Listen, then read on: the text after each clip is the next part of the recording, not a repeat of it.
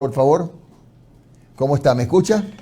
Buenos días, Jimmy. ¿Qué tal? Lo escucho muy bien. Muy bien. Por supuesto, sigo siendo parte del Foro de Economía. Perfecto. A ver, economista, el gran dilema es, ¿negoció bien el Ecuador con la China o no? Tenemos atada la deuda externa al petróleo. Resulta que da lo mismo que suba $200 porque ya está prevendido.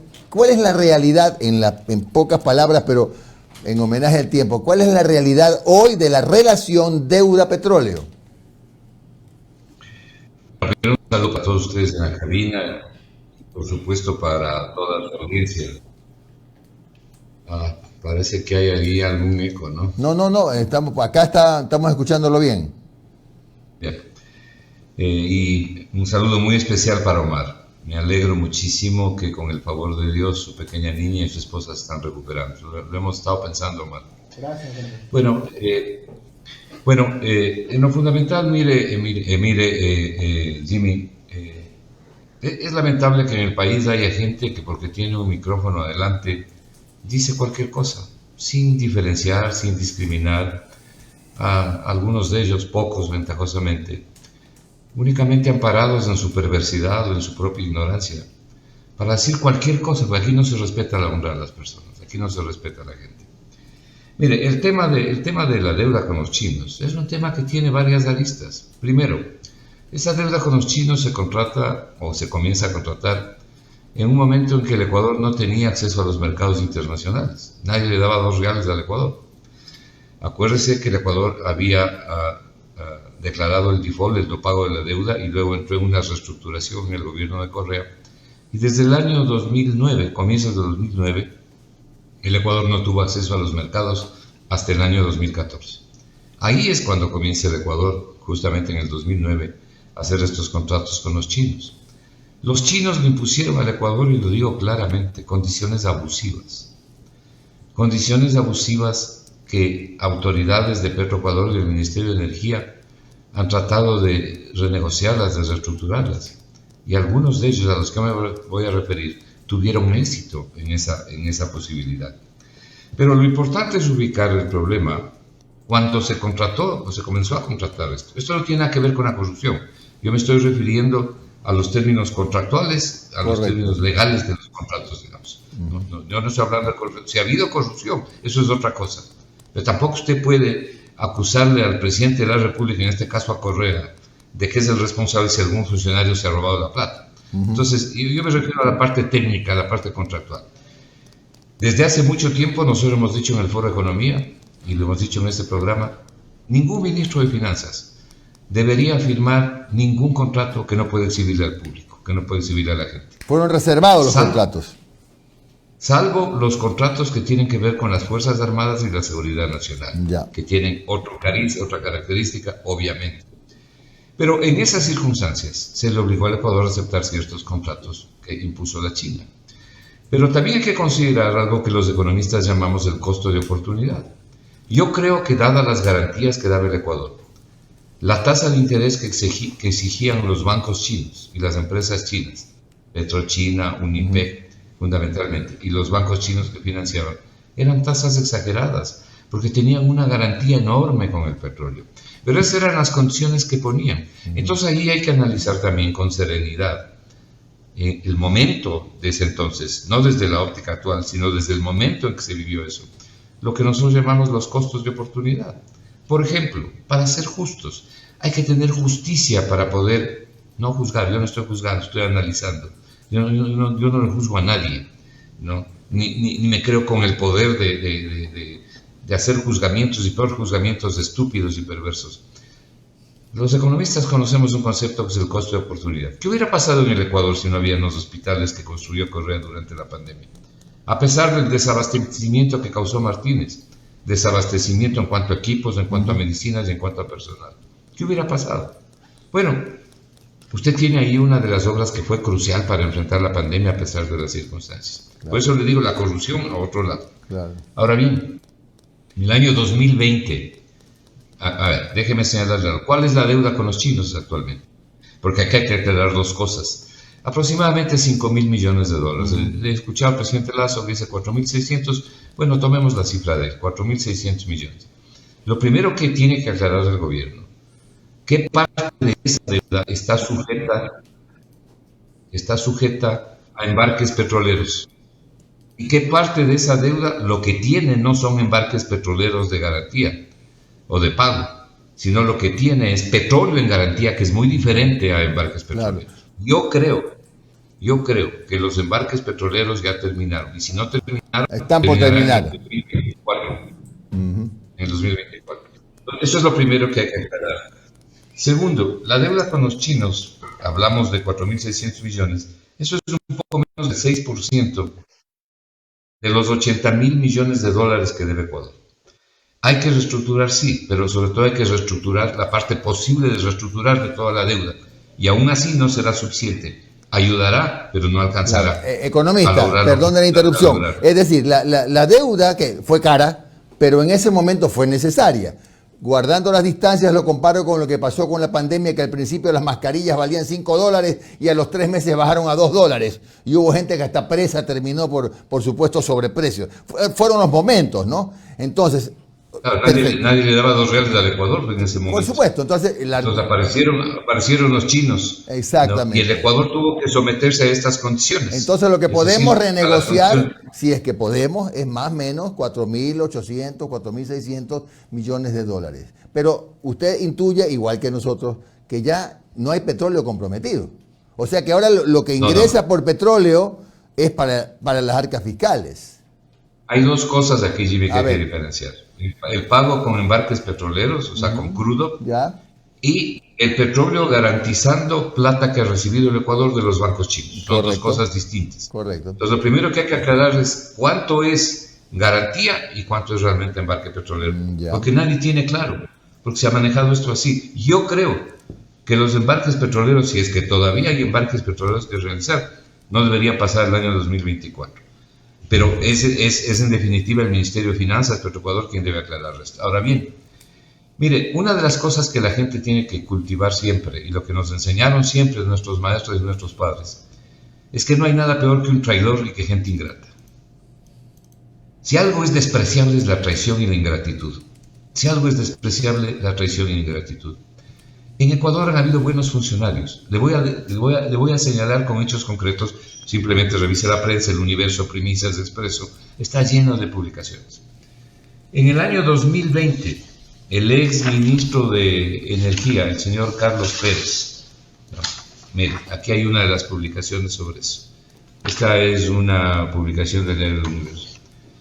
El señor Carlos Pérez de Energía y el ex gerente de Petroecuador, Pablo Flores, lograron renegociar las condiciones impuestas por los chinos y le ahorraron al Ecuador nada más ni nada menos que 1.400 millones de dólares. ¿Cuáles condiciones? Por ejemplo, los embarques petroleros, el Ecuador los pagaba a precios de embarques en barcos pequeños, en buques pequeños, cuando en realidad se realizaba en buques grandes. Y la tarifa de mandar el petróleo en un buque grande a un buque pequeño es diferente. 0,90 centavos por barril de petróleo se ahorró el Ecuador, porque realmente los embarques se iban en buques grandes y al Ecuador le cobraban como que fueran buques pequeños. Espero que esté claro eso. ¿Qué más renegociaron a Carlos Pérez y Pablo Flores, aparte de la tarifa? El flete, pues, porque los chinos cobraban como que el flete era desde Ecuador a la China, y en realidad el flete era del Ecuador hasta cerca del Perú y le vendían al Perú. Entonces el flete era muy, muy costoso, le ahorraron dinero al Ecuador. Y luego modificaron la fórmula para que al Ecuador le quede petróleo y le quede plata, y le ahorraron 1.400 millones de dólares. Entonces no se puede meter a todo el mundo en el mismo saco aquí y dar palos de ciego, porque hay alguien que no conoce y se lanza cosas abusando de un micrófono. Pero permítame solamente señalarle algo más que hay que recordar la memoria de la gente. Hay una acción notable de Petroecuador y concretamente del ex gerente Pablo Flores. En el año 2020 el señor Martín estaba desesperado insistiendo para que Petroecuador firme nuevos contratos de preventas petroleras. Y si usted revisa la prensa verá que Martínez dice que va a contratar 2.000 millones de dólares de créditos chinos y que lo primero que van a llegar son 1.400 millones de dólares. Petroecuador se negó y emitió un informe negativo.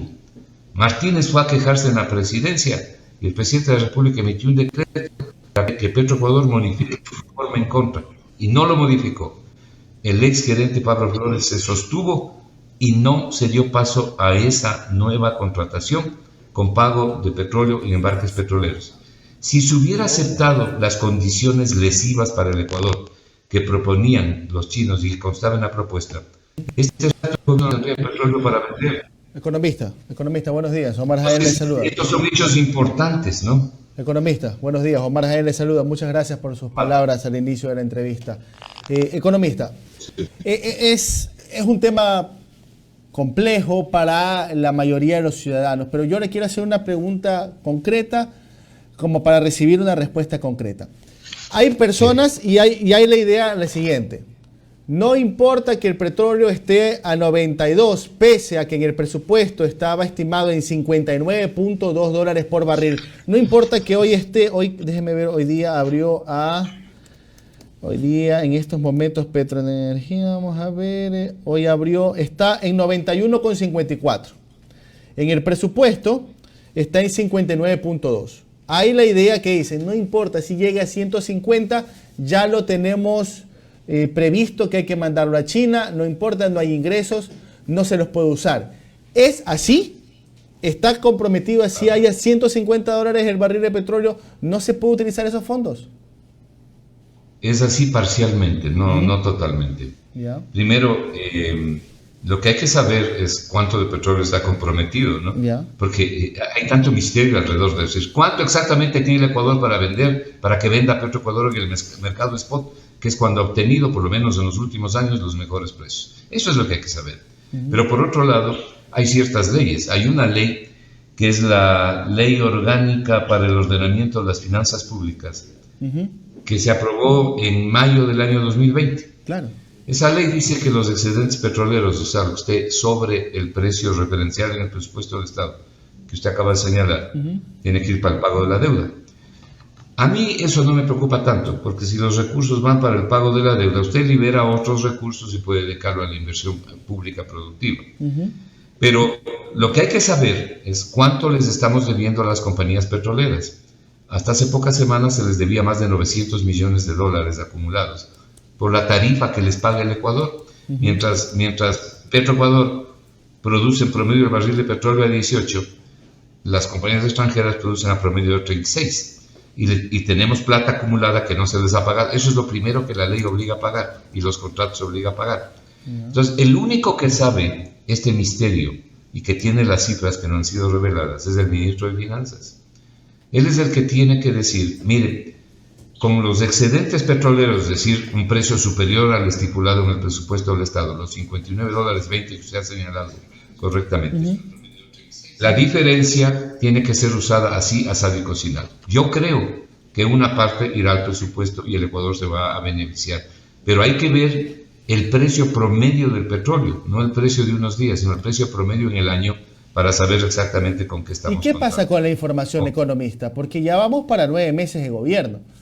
Entiendo que hasta llegar, empaparse, indagar, escudriñar la información, los contratos, ya creo que en 9 meses ya se podría conocer cuánto se le debe a tal empresa, cuáles son las condiciones, claro. ¿O es muy complicado eso? No es complicado para nada. Y ahora que el presidente Lasso esté en esta campaña de exhibir los contratos, primero, yo no creo que sea tan sencillo que se publiquen esos contratos que tienen cláusulas de confidencialidad, si es que no se tiene la aquiescencia del gobierno chino, de las empresas chinas, de los bancos chinos. Es bien complicado. Porque de acuerdo a lo que declararon los ministros de la época, por ejemplo, Carlos de la Torre en la Asamblea, lo que declaró hace poco el exministro Pozo, ellos señalaban que no era posible abrir los contratos porque habían cláusulas que lo prohibían. Entonces, lo primero que tiene que conseguir el gobierno ecuatoriano, el gobierno chino, es que le permita transparentar los contratos. Pero esa es una buena oportunidad, esa es una buena cruzada del presidente Lasso que hay que apoyar. Pero esa es una buena oportunidad también para que se abra todo lo demás.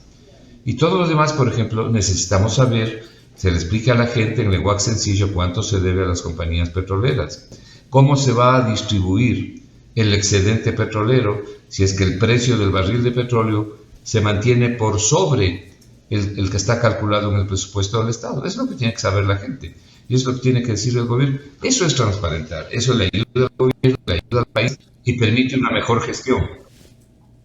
Perfecto. Ahora, economista, como para cerrar de mi parte, ¿cuál ha sido el primer golpe que usted ha sentido de la reforma tributaria? Brevemente, antes de dar el paso a Noris. El SRI salió a decir, hemos tenido un enero de recaudación espectacular, muchísimo mejor inclusive que el año previo a la pandemia.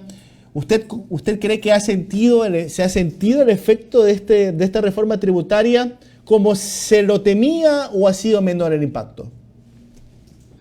Pero por supuesto es cuestión de conversar con la gente que ve los roles de pago, si además hay una estructura que le eleva sustancialmente el impuesto y que convierte en polvo las deducciones. Es decir, es obvio el efecto, ¿no? Aquí no hay dónde darle la vuelta, no hay mucho que pensar. Y sobre todo para un sector de la clase media, directamente, indirectamente para toda la comunidad. De manera que es evidente el impacto negativo, sobre todo sobre el consumo. El consumo va a bajar y al bajar el consumo se desactiva todavía más la demanda agregada. De manera que esa es una política en contravía, de manera equivocada. Pero algo más. Estuve en un medio de comunicación antes y alguien me hizo la pregunta pero la recaudación de impuestos ha crecido, claro. La recaudación de impuestos creció el año pasado, pero el impuesto a las importaciones, ¿no? Lo que se destaparon fueron las importaciones que estaban contenidas, y estaban contenidas por el confinamiento, pues. Entonces, en comparación con el año 2020 que había confinamiento, y no se importó, las importaciones cayeron sustancialmente, en el año 2021 crecen de manera sustantiva las importaciones.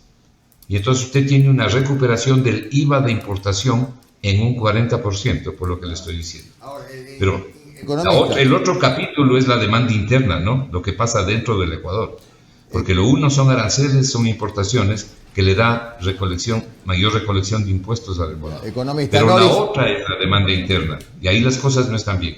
Noris tiene una última pregunta. Economista, buenos días. Noris Arroyave le saluda. Se está hablando de un TLC con China. El gobierno ha dicho que esperan para noviembre ya tener firmado este acuerdo, pero también se ha hablado de que para tener un TLC se necesita que las mesas de diálogo sean amplias y que incluyan a todos los sectores. ¿Es posible hacer un acuerdo de TLC con China para firmarlo en noviembre? Y si es así y es posible y estamos aptos para un acuerdo con el TLC con China, ¿cuáles son las medidas que debería adoptar el gobierno y tener en cuenta para que se incluya a todos y no perjudicar a los pequeños productores? Yo personalmente creo difícil que se logre en ese tiempo un acuerdo con China o con quien quiera. Un TLC con China me parece el tiempo muy reducido. Pero el gobierno debe tener sus razones y debe tener razones válidas seguramente para firmar lo que está firmando, de que puede lograr ese acuerdo en tan corto tiempo. Ahora bien, esta es una buena oportunidad, y voy a tomar aquí algo que le oí en una entrevista a Joseph Stiglitz, Premio Nobel de Economía 2001, en una conferencia más bien dicho. Le preguntaron a él que qué deberían hacer los países para transparentar las acciones que toman los gobiernos. Por ejemplo, si uno quiere privatizar determinadas cosas, como el Banco del Pacífico, si quiere entregar campos petroleros o quiere entregar CNT, lo que quiera transparentar. Siempre es una buena idea la transparencia, es una buena cosa que hay que apoyar. Y lo que él dijo es algo que voy a repetir aquí. Pongan en conocimiento a la gente. Igual en el caso del TLC, hay que poner la letra chica en conocimiento a la gente para que la gente opine. Entonces la gente corrige lo que hay que corregir. Entonces las personas que hacen opinión y la gente en general corrige y se transparenta. En el caso de China, el TLC yo creo que es diferente al que uno podría firmar, por ejemplo, con Estados Unidos. Es increíble que el Ecuador sea el único país de la cuenca del Pacífico que con su principal socio comercial y además con su principal socio geopolítico no tenga un acuerdo comercial. Bien. El Ecuador es el único que no tiene. Entonces, hay que mirar también la geopolítica, ¿no? ¿Cuál es el problema que tiene Estados Unidos con China? Y nosotros deberíamos acercarnos mucho más a los Estados Unidos. Que a China. Mucho más a los Estados Unidos. Bien, lamentablemente se nos acabó el tiempo, pero fue muy interesante, como siempre, conversar con usted. Que tenga un buen día, economista Flores, muy amable.